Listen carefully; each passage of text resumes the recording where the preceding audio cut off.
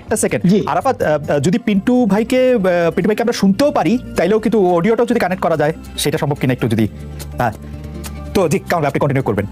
জি আমি বলছিলাম যে পিন্টু আমাদের চুম্মু সাহেব মানে বাজন্য নিলেন এবং কারণ আমি একটু মানে এবার একটু আসলে মানে আপনি খুবই চমৎকার বলেছেন, আমি একটু এটার মধ্যে আসি যে আসলে আওয়ামী লীগের এই পুরো ব্যাপারটা দরকারটা কি ছিল?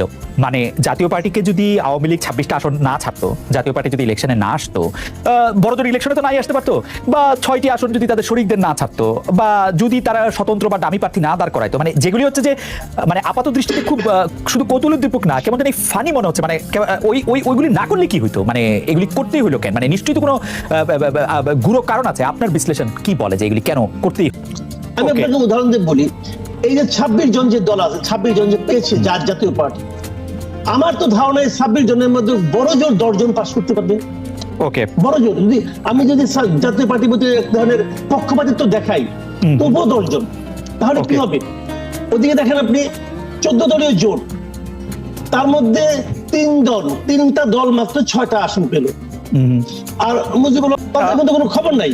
তাহলে আলটিমেটলি ভার্চুয়ালি দাঁড়াচ্ছে দেখি, ভার্চুয়ালি দাঁড়াচ্ছে আওয়ামী লীগ ছাড়া দেশের কোনো দল আসলে আলটিমেটলি থাকবে না। জাতীয় পার্টি তো অলরেডি বিএনপি কে তো অলরেডি বলাই শুরু হয়েছে গত কয়েক মাস ধরে, যেটা আমার এটাকে আমরা যতই হাসি ঠাট্টা করি না কেন, এটা একটা দীর্ঘমেয়াদী পরিকল্পনা বলে আমার।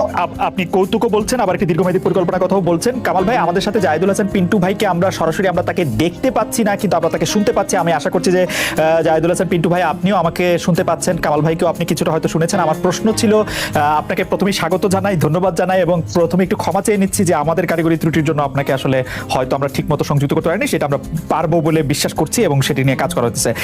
পিন্টু ভাই, আপনি কি আমাকে শুনতে পাচ্ছেন?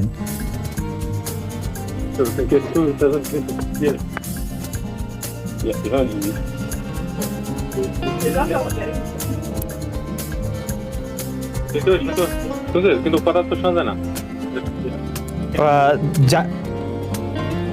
জাহিদুল হাসান পিন্টু আমাদেরকে শুনতে পাচ্ছেন কিনা আমরা বুঝতে পারছি না। পিন্টু ভাই যদি আমাদেরকে শুনতে পারেন তখন আমরা নিশ্চয়ই তার সাথে কথা কন্টিনিউ করব।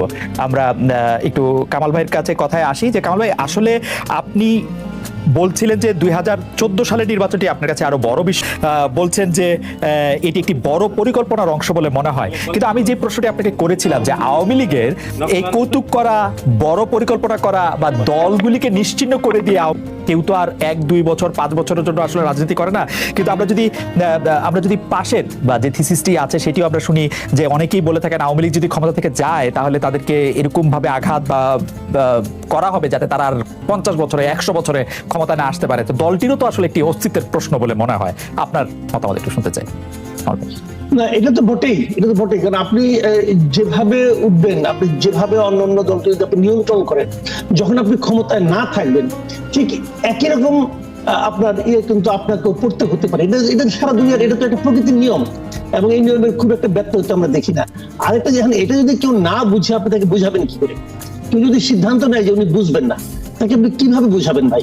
পৃথিবীতে এসে বলেন তো, পৃথিবীতে এমন মানে যদি আমি এটাকে গণতান্ত্রিক সরকার বলি, গণতন্ত্র যেখানে ভোটের ব্যবস্থা আছে, তো সরকার তো কখনো না কখনো চেঞ্জ হয়, তাই না?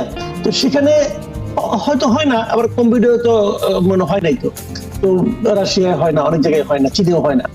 তো যদি হয় আর কি, তাহলে তো এটা একটা বড় ধরনের কিন্তু আপনার সমস্যায় আওয়ামী লীগকে পড়তে হতে পারে। এবং তারও চেয়ে বড় কথা, আমি আরেকটা আপনার অ্যালার্মিং কথা বলি, যে আওয়ামী লীগটা কিন্তু এখন আসলে আলটিমেটলি রাজনৈতিক দল হিসেবেও আমার যেন কেমন মনে হয়, কারণ দলটা কিন্তু একজন ব্যক্তি কেন্দ্রিক, একজন ব্যক্তির উপর নির্ভরশীল। এখানে আপনাকে যদি আমি বলি, আপনার অভিজ্ঞতা, আপনি বলেন তো আওয়ামী লীগের সেকেন্ড পার্সন কে? না, আসলে আওয়ামী লীগের সেকেন্ড পার্সন কে এটি বলা খুব, মানে আপনার প্রশ্নটি খুবই যৌক্তিক। কিন্তু আমি যদি এটা অন্যভাবে বলি, বাংলাদেশের দলগুলি কি আসলে সেরকমই না? মানে বিএনপিও তো ব্যক্তিকেন্দ্রিক দল, জাতীয় পার্টিও তো ব্যক্তিকেন্দ্রিক দলই ছিল, এখন ব্যক্তি নাই বলে কেন্দ্রই বিভিন্নভাবে ছড়ায়, যেটা কেমন একটা অবস্থা। হ্যাঁ, এটা তো আছে, এই জন্যই তো সমস্যাটা হচ্ছে আমাদের এখানে। এই যে বিএনপিও ব্যক্তিকেন্দ্রিক দল, আওয়ামী লীগের ব্যক্তিকেন্দ্রিক দল, জাতীয় পার্টির ব্যক্তিকেন্দ্রিক দল, এইগুলো হওয়াতেই কিন্তু ওই ব্যক্তিতে সংঘাতটা কিন্তু পুরো জাতির মধ্যে, কিন্তু জাতির কাছ থেকে তারা কিন্তু হেল্প পাচ্ছে না। এটা কিন্তু একটা বাস্তবতা। কারণ বিএনপি ব্যক্তিকেন্দ্রিক দল, আওয়ামী লীগ জাতীয় পার্টির ব্যক্তিকেন্দ্রিক দল। জাতীয় পার্টি দেখেন আপনি এক মানে জিএম কাদেরকে সিদ্ধান্ত নিচ্ছেন, তার উপর নির্ভর করছে জাতীয় পার্টি।